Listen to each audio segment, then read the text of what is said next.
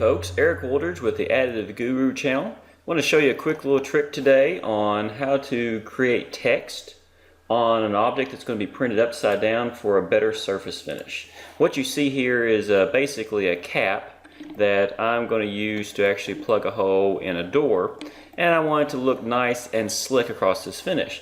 And most of us know from the FDM side of things that if you want a really good looking finish, you want to print that surface down or upside down on the build plate. So if this is the build plate, we want to start it like this because we get that nice slick finish right there.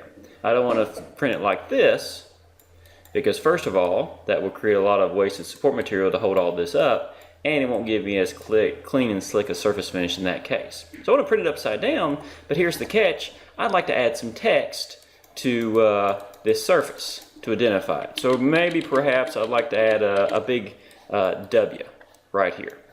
And the problem with that is if I extrude the W out from the body, it's going to require it to be down here, and therefore it's going to lift. It's going to require that the W on the cap be elevated, or it's actually on the surface, and then the rest of the cap will be elevated, which means I'll have to have support material right here, which will definitely take away the surface finish. So I don't want that, but I also don't want to cut down into the object because then I'll have to have support material upside down to hold it in that place too. So I wanted some kind of like happy medium combination between the two. So here's a neat trick you can use. So what I've done is I first of all extruded the cut of the W. You can see it right there. And by the way, I'm using Autodesk Fusion 360 to demonstrate this. And this was just a typical text command. You can use all kinds of software to make this happen. So there's the extruded down. It went down about 1 millimeter.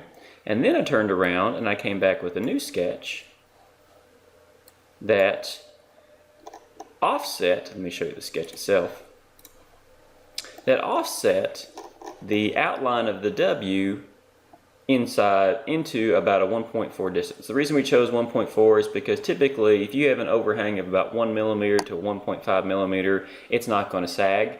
And so I am offsetting about 1.4, the same shape of the W, and then I'm extruding it back up. And as you can see, there it is.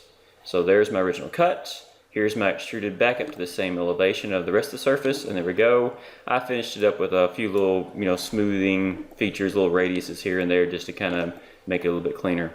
But by doing this, now I can print this upside down as I planned. So I'll be able to go back to the idea of printing it this way on the build plate. And now the W is, there's a couple of cross sections for you to see.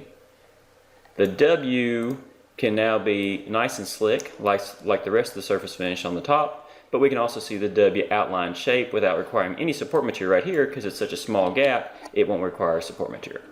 So great little thing to check out, and works pretty well in production.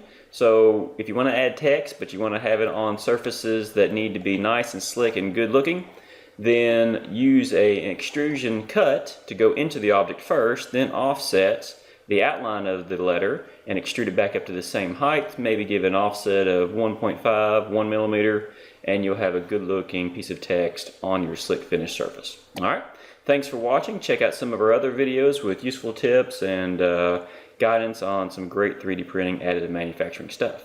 We'll see you next time.